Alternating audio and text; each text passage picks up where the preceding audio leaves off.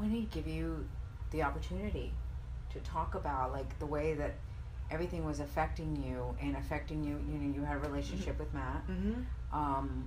We all know, you know, all the things with the Matt and Edge and all of that, but take me back like to, well, you and Matt, I mean, you gravitated together for some reason. So I knew Matt, you know, on the Independent. I met him on an Independent show. We were, you know, we weren't, until I was in the WWE, we you know, became pretty tight. But honestly, it was the bond on the love of chasing our dream. And so that was our main bond always. Sure, we had good banter, we got along, we never argued, you know, like but I remember when I broke my neck and I was at home, you know, and he's on the road, and they're doing their thing, and it was the first chance I had a chance to reflect. From the moment I decided I wanted to be a wrestler till the time I broke my neck, I didn't think about anything except what's the next baby step I can do to take forward to progress my career, to increase my chances of doing all the things I want to do. You know, because that was what I was thinking about. And I mean, as was Matt for a much longer time, you know, so it was a great thing to bond on, and it was a great creative, oh, maybe this, here, what do you think about this finish? What do you think about this gear? What do you know what I mean? That part of it was 100% fulfilling, you know? But I do remember when I broke my neck and I'm at home and everything came to a screeching halt for a second, and I had a moment to reflect on, accomplishing, you know, like, whoa, you did that for a minute there, you know, because everything's going so fast. Yeah, and then I also had a second to realize there was anything outside of the wrestling industry, because every and all things pertain to only that. And I mean, and that's the only way people are going to be successful, is to just dive in 100%.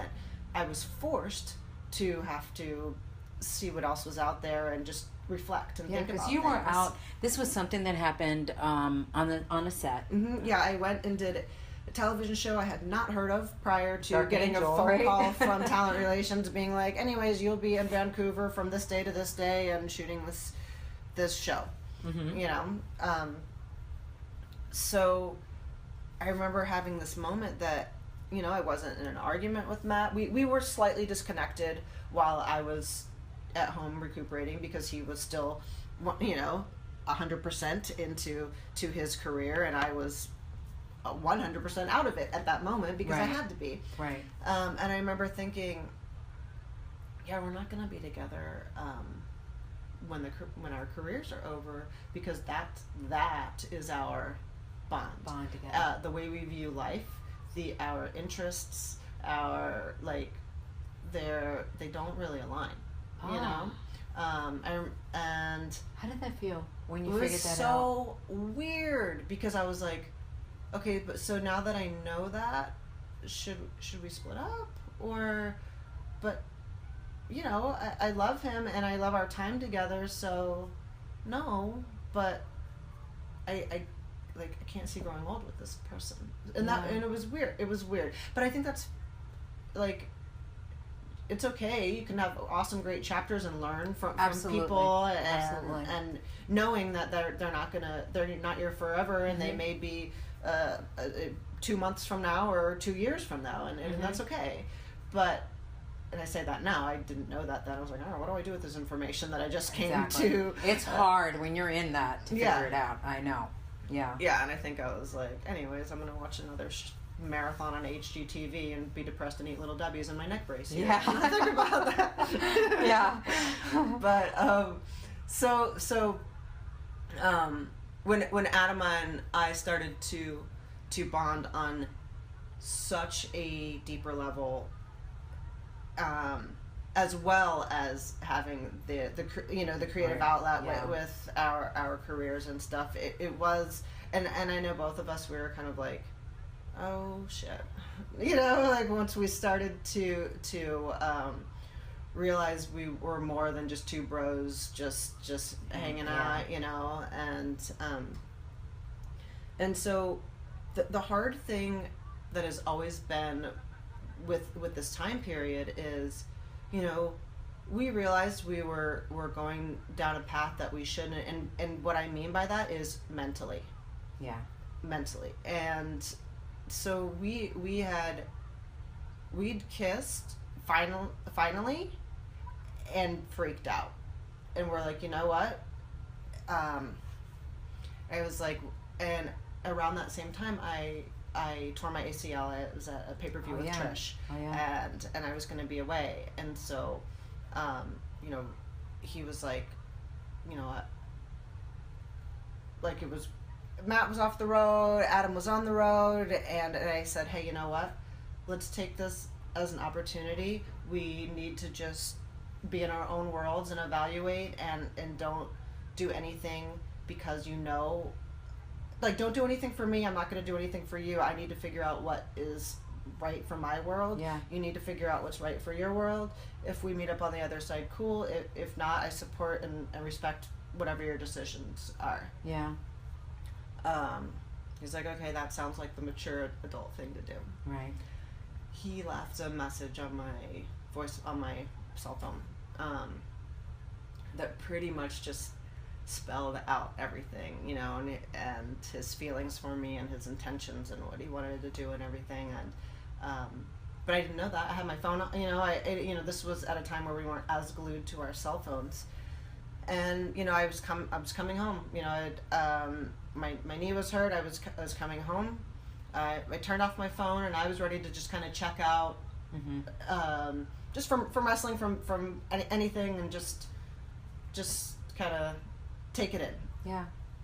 And Matt was just feeling, he's like, something's not right, you know. Yeah. Oh boy, can you tell? Yeah. Right? You just know. Yeah. And so I was asleep, and he went and checked my cell phone, and there's that message from Adam, and it was not like, oh, he was just worried about my knee, whatever. I was just like, and I just looked at him, and I just said, I'm sorry. And I took my keys, and I got in my car, and I mean, it was 6 o'clock in the morning or something like that, you know. Yeah. And I just started driving, and it wasn't until about an hour. I didn't even know. You know, I didn't have any GPS turned on. I didn't know. I just was like about an hour into just driving, and I was like, I guess I'm going to go to my mom's, you know? Yeah. And then, and so I called. I was like, hey, I'm on my way. I don't really know.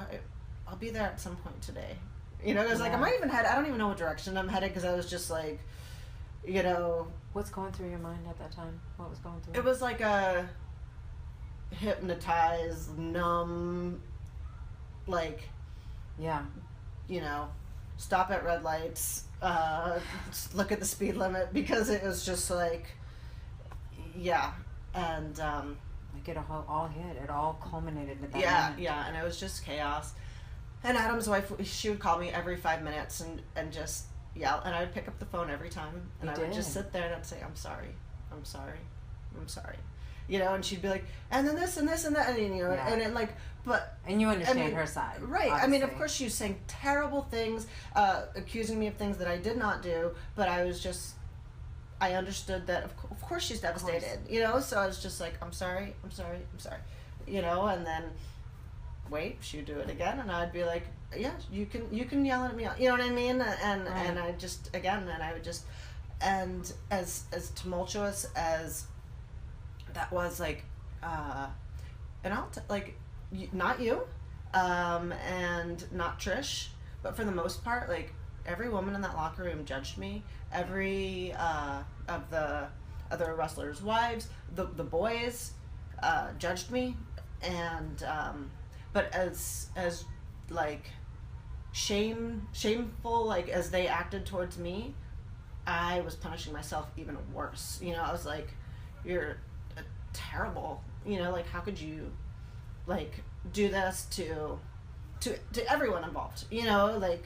And so I just felt like I deserved everything I got and more, you know, because I just felt so bad about it. And I remember pulling you on the side, and I get emotional too, because I remember that moment, and I remember pulling you on the side and just telling you, like, nobody should be judging anybody. Oh my God, we've all done things in our lives, you know. And but I remember I saw you beating yourself up to no end, and I was like, and I remember too. I was so skinny.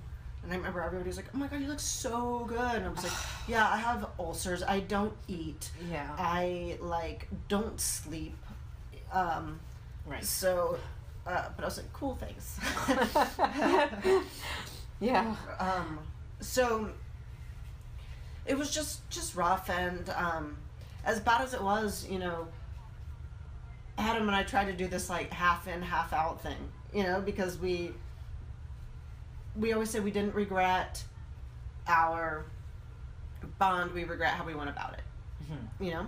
So, but we tried to, because he as well felt so bad, so we're like, we don't want to put it in anybody's face, we don't, you know, right. They're both, like, everybody's hurting so bad, we don't want to, so, you know, I didn't have anybody to weather the storm with, and, so it was like, you know, we tried, we had some great time, we had some great moments, but like ultimately it was too tainted going in on the front end to be able to sustain, really. Yeah. You know, and so and it took just like so long to gain, like, to be comfortable and okay with everything.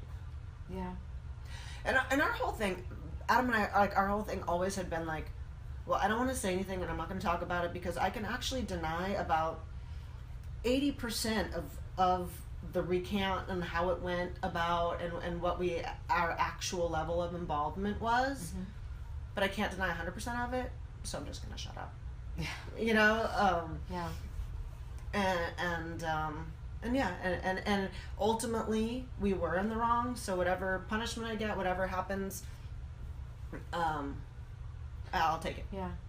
How was that for you when it got turned into a storyline?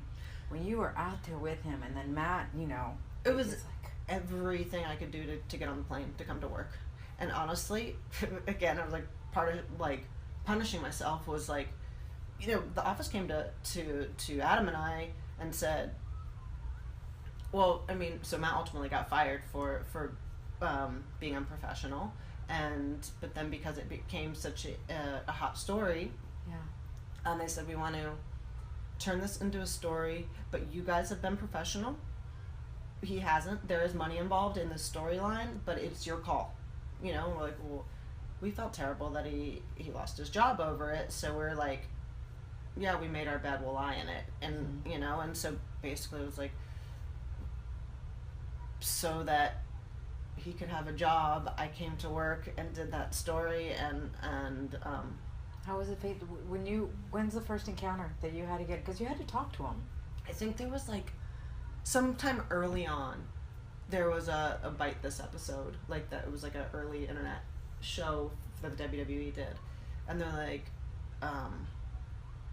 we just want it to be real, and I was like, you don't, because that's me crying and saying sorry. You know what I mean? Yeah. Like that doesn't make, you know, like right. it and also Adam feeling really bad and saying sorry, so that you don't want it to be real. Yeah. You know what I mean? Yeah. Like, and so I just remember sitting there just like my jaw clenched so tight because, you know, that whole thing, it's just like I wanted to cry, scream, curse, and walk out at all times. Yeah. You know? Yeah. And so, finally graduating from that story and getting to have fun with, as like the rated R couple, and doing all the ridiculous things that we did, but it's like, then I could get into like a character version of this thing, because it just didn't feel like a character, it felt like real. Yeah, it felt way too real, but not in a way of like, okay, whatever. So there's this portion of this that's real being acted out and expressed in a completely different way than I actually feel. Mm-hmm.